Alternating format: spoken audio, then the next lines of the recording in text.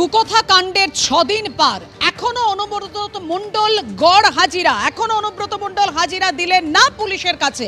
কেন অনুব্রত মণ্ডলের বিরুদ্ধে কড়া পদক্ষেপ নিচ্ছে না পুলিশ, এই প্রশ্ন যেমন উঠছে, আরেকটি ছবি দেখা গেল এর পাশাপাশি অনুব্রত মণ্ডল নয়, কাজল শেখের ওপর আস্থা সাঁইথিয়ার বনগ্রাম পঞ্চায়েতের তৃণমূলের উপপ্রধান ও শাসক দলের কর্মীদের। প্রান্তিকে কাজল শেখের সঙ্গে সাক্ষাৎ সাঁইথিয়ার বনগ্রাম পঞ্চায়েতের উপপ্রধান সহ কয়েকজন তৃণমূল কর্মী ও স্থানীয় নেতৃত্বের। শাসক দলের প্রায় 100 জন নেতাকর্মী দেখা করলেন কাজল শেখের সঙ্গে। কথা বলবো, আমাদের সঙ্গে রয়েছেন সরাসরি আমাদের প্রতিনিধি ভাস্কর মুখোপাধ্যায়। ভাস্কর, উপপ্রধান তিনি বলছেন যে এবার থেকে কাজল শেখের হাত ধরেই চলবো, কেন হঠাৎ এই সিদ্ধান্ত?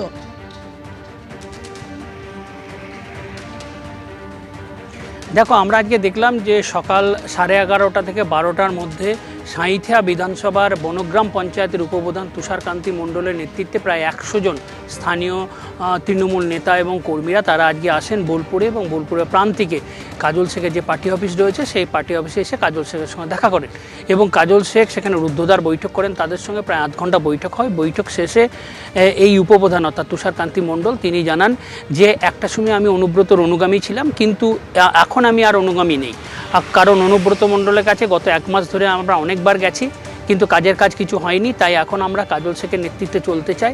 আগামী 26-এর ভোট আমরা কাজল শেখের নেতৃত্বেই করব।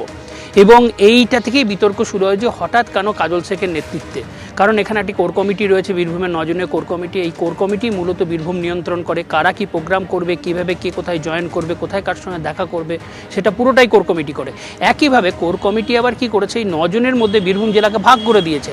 বিধানসভা ভাগ রয়েছে, কাজল শেখের রয়েছে নানুর বিধানসভার দায়িত্বে বীরভূমে। আর এই যে সাঁইথিয়া থেকে যেসব দলীয় কর্মী কাজল শেখের সঙ্গে দেখা করতে গেছেন তারা কিন্তু সাঁইথিয়া বিধানসভা যার দায়িত্বে রয়েছেন অভিজিৎ সিংহ।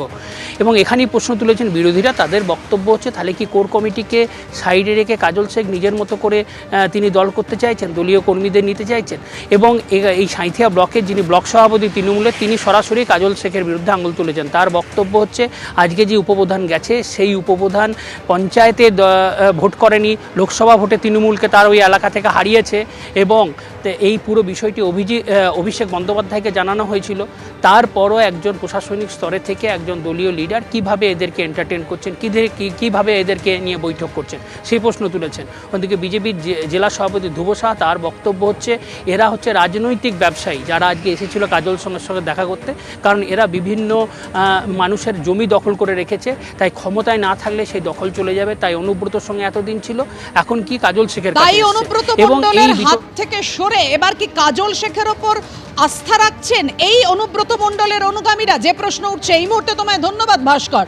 এবার আপনাদের সামনে রাখবো কাজল শেখ এই প্রসঙ্গে কি বলেছেন, আর বনগ্রাম পঞ্চায়েতের উপপ্রধান তারই বাকি বক্তব্য পরপর। দেখুন, আমি একজন দলের কর্মী, আমি কর্মী হিসাবে কাজ করছি, কর্মী হিসেবে কাজ করব।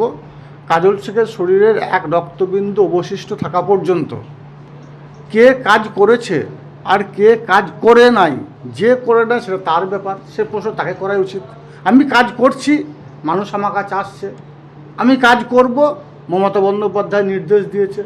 স্বভাবতই আমাদের সকলের উচিত নিজের অনুগামী তৈরি না করে মমতা বন্দ্যোপাধ্যায়ের অনুগামী হওয়া।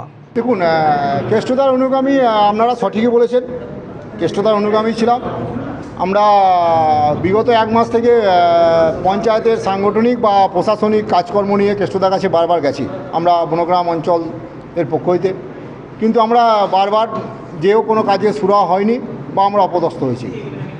তাই আমরা টোটাল পঞ্চায়েত সদস্যা, পঞ্চায়েত সমিতি সদস্যা, প্রতিটা বুথের সভাপতি এবং অ্যাক্টিভ কর্মী মিলে আমরা ঠিক করেছি যে আগামী দিন আমরা কাজলদার নেতৃত্বে বনগ্রাম অঞ্চল তৃণমূল কংগ্রেসের হয়ে লড়বে।